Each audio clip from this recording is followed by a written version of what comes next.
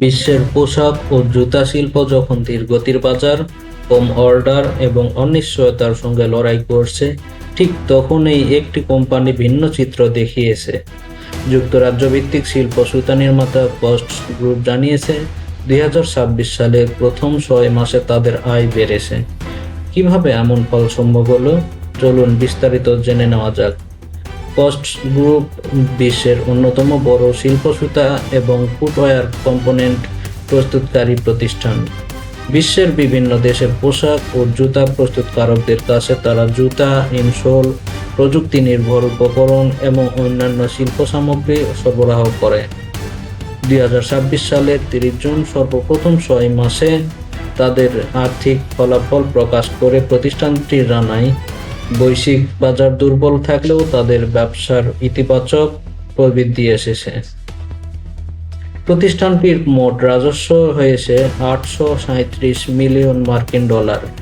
জৈবিক এবং স্থির বিনিময় হার বিবেচনায় রাজস্ব বেড়েছে 1%। অন্যদিকে সুদ ও কর পূর্ব সমন্বিত মুনাফা বা অ্যাডজাস্টেড ইবিআইটি অপরিবর্তিত থেকে $166 মিলিয়ন রয়েছে। পরিচালন মুনাফার হার ছিল 19.8%। কোম্পানির ভাষ্য অনুযায়ী এই সময়ে বৈশ্বিক পোশাক ও জুতা বাজার মাঝারি এক অঙ্কের হারে সংকুচিত হয়েছে।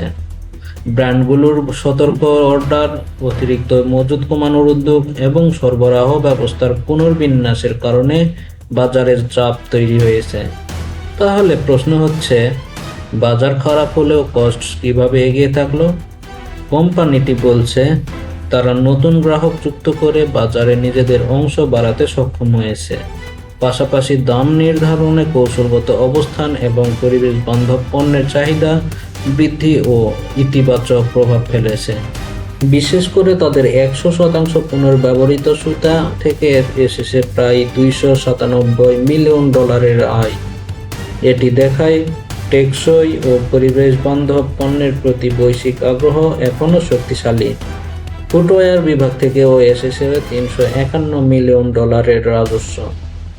সম্প্রতি অধিগ্রহণ করা অর্থলাইট ব্যবসা ধীরে ধীরে মূল কার্যক্রমের সঙ্গে যুক্ত হচ্ছে। কস্টস আশা করছে, এই অধিগ্রহণের মাধ্যমে আগামী কয়েক বছরে ব্যয় কমবে এবং নতুন বিক্রির সুযোগ তৈরি হবে। ইন্দোনেশিয়ার কিছু কারখানায় উৎপাদন সক্ষমতার সীমাবদ্ধতা থাকলেও প্রতিষ্ঠানটি জানিয়েছে, সেখানে সম্প্রসারণের কাজ চলছে এবং বছরের দ্বিতীয়ার্ধে উৎপাদন আরও বাড়বে। 2026 সালের পুরো বছরের পূর্বাভাস অপরিবর্তিত রেখেছে কস্ট। তাদের ধারণা, আগামী মাসগুলোতেও বাজার পুরোপুরি স্বাভাবিক হবে না, তবে বাজারে অংশীদারিত্ব বৃদ্ধি, মূল্য সমন্বয় এবং অতিরিক্ত ব্যয় সাশ্রয়ের মাধ্যমে বছরের দ্বিতীয়ার্ধে মুনাফা আরও উন্নত হতে পারে। সব মিলিয়ে বলা যায়, বৈশ্বিক পোশাক ও জুতা শিল্প এখনও চ্যালেঞ্জের মধ্য দিয়ে যাচ্ছে, কিন্তু সেই কঠিন পরিস্থিতির মধ্যেও কস্ট গ্রুপ বাজারে নিজেদের অবস্থান আরও শক্ত করার চেষ্টা চালিয়ে যাচ্ছে। আপনার কি মনে হয়, বর্তমান বৈশ্বিক পোশাক বাজার কি দ্রুত ঘুরে দাঁড়াতে পারবে? আপনার মতামত কমেন্টে জানান। এমন আরও আন্তর্জাতিক ব্যবসা ও গার্মেন্টস শিল্পের খবর পেতে চ্যানেলটি সাবস্ক্রাইব করতে ভুলবেন না।